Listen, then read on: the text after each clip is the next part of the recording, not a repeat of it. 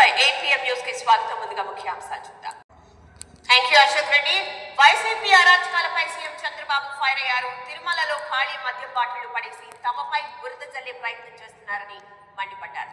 రాష్ట్రంలో డేగ కన్ను పెట్టామన్నారు. ఎవరు తప్పు చేసినారు?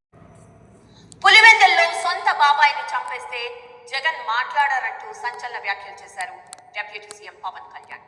ప్రపంచంలో ఏం జరిగినా పిఠాపురం ఎమ్మెల్యే ఒకే ప్రభుత్వం కొనసాగుతూ ఉంటే పాలసీల్లో స్థిరత్వంతో పెట్టుబడులు వస్తాయన్నారు మంత్రి లోకేష్. మహారాష్ట్ర పూణేలో Gokhale institute of politics and economics ఆధ్వర్యంలో నిర్వహించిన పబ్లిక్ పాలసీ ఫెస్టివల్లో మంత్రి లోకేష్ కీలక ప్రసంగం చేశారు.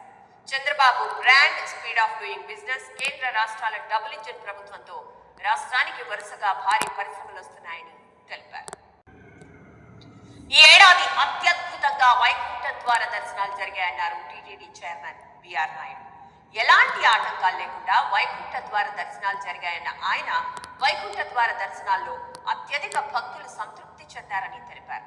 10 రోజుల్లో శ్రీవారికి ఓ పత్రిక తన వ్యక్తిత్వ హననానికి పాల్పడిందన్నారు TTD board member Janga Krishnamurthy.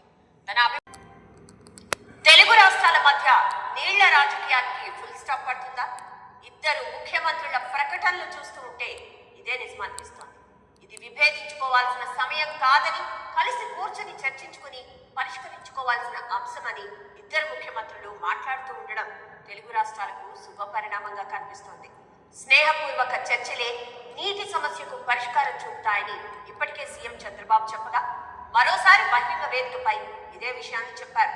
సముద్రంలోకి వెళ్లే నీటి విషయంలో 300 కాంగ్రెస్ ప్రభుత్వం సీరియల్ ల్యాండ్ స్నాచర్ గా మారిందంటూ బీఆర్ఎస్ వర్కింగ్ ప్రెసిడెంట్ కేటీఆర్ విరుచుకుపడ్డారు. అదానీ అంబుజా సిమెంట్